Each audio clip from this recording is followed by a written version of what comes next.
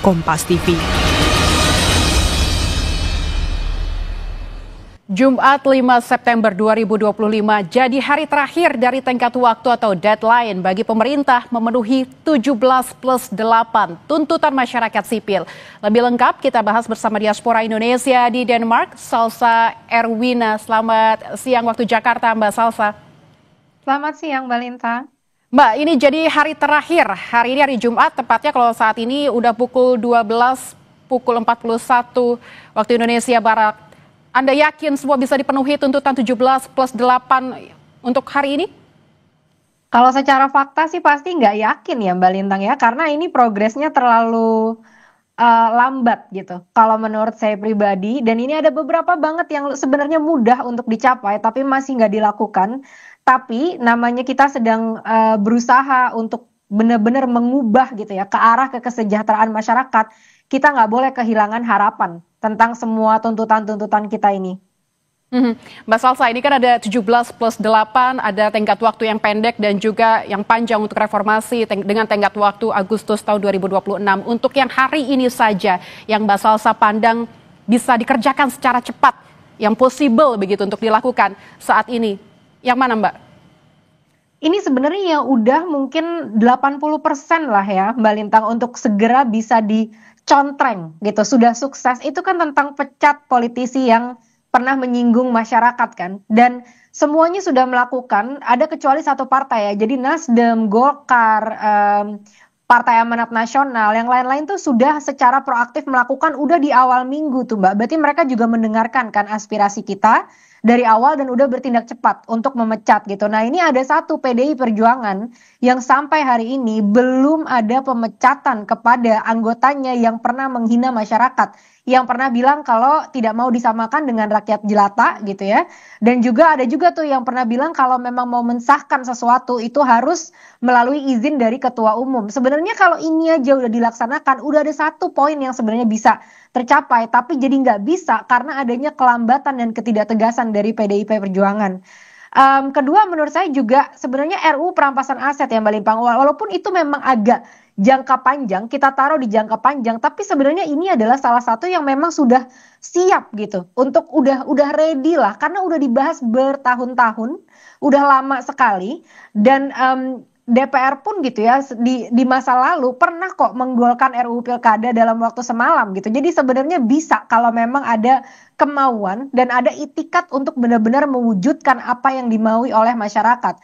Ketiga juga tentang bebaskan demonstran ya. Itu kemarin juga saya lihat ada pada saat audiensi dengan mahasiswa itu juga jadi salah satu tuntutan dari teman-teman mahasiswa yang bahkan berkata telepon Polri sekarang. Jadi ada 3 lah yang at least bisa dilakukan dengan sangat cepat kalau memang ada itikat dan memang ada niat untuk benar-benar melakukan. Sampai saat ini saya rasa semuanya masih gesture ya. Oke, kita akan membuang tunjangan, oke kita akan mereformasi DPR dipimpin oleh Ibu Puan Maharani yang bahkan tidak memecat anggota partainya yang sudah menyakiti hati rakyat dan membuat segala kerusuhan ini terjadi. Salah satunya kan juga dari perbuatan mereka-mereka itu sebenarnya.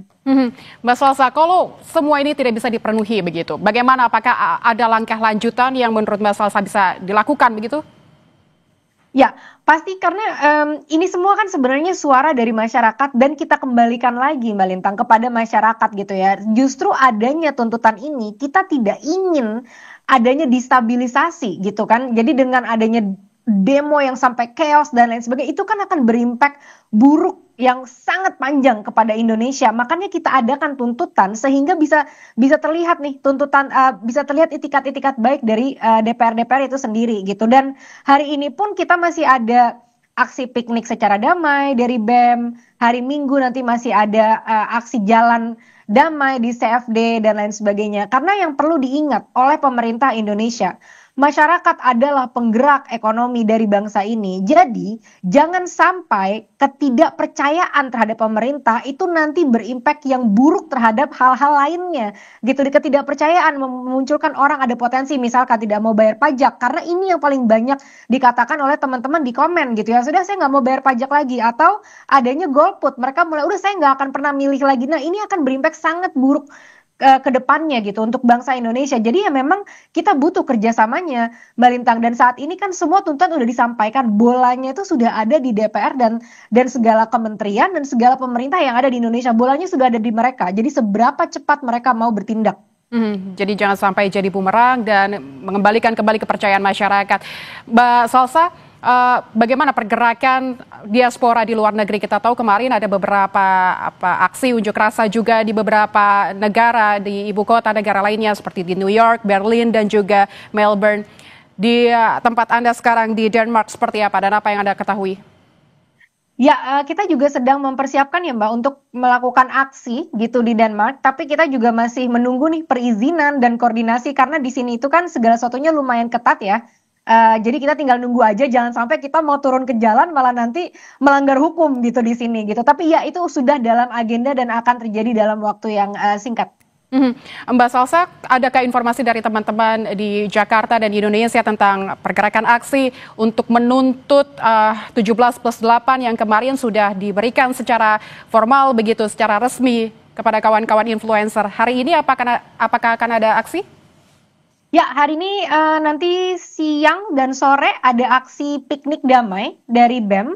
Nanti hari Minggu ada di Car Free Day juga di Jakarta dan juga pasti ini masih berlangsung terus kok di segala wilayah di Indonesia karena mungkin satu hal yang ingin aku tekankan ya Mbak Lintang, ada yang berbeda dari aksi ini. Saat ini masyarakat memang benar-benar sudah muak sekali dan juga saya lihat adanya persatuan gitu Mbak. Jadi dari berbagai macam badan-badan di masyarakat, dari berbagai macam kalangan di masyarakat, kita mulai menyuarakan hal yang sama, menuntut hal yang sama, dan saya pun setiap saya posting di Instagram gitu ya, itu selalu komennya itu tentang udah sampai mana nih RUU perampasan aset gitu. Jadi masyarakat ini benar-benar sangat-sangat memonitor dan menyaksikan apa yang dilakukan pemerintah gitu.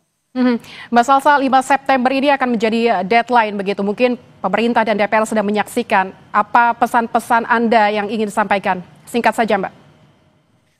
Segera kerja karyawan, bos-bos ini sudah sangat murka ya, sudah diberikan waktu yang cukup lama untuk bertindak. Kita tidak mau ada lagi yang normatif-normatif dan tolong untuk karyawan-karyawan di DPR ini itu harus segera diminta pertanggungjawaban. Partai yang masih kekeh tidak mau memecat karyawan yang sudah menyakiti hati rakyat. Dan untuk partai tersebut, elektabilitas kalian sedang dipertaruhkan di tahun 2029. Baik, terima kasih Mbak Salsa Erwina. Semoga ini menjadi catatan terhadap pemerintah dan juga DPR. Semua mata tuju pada pemerintah dan DPR. Semoga tepat ada solusi dan jawaban tindak lanjut dari tuntutan masyarakat. Terima kasih Mbak Salsa.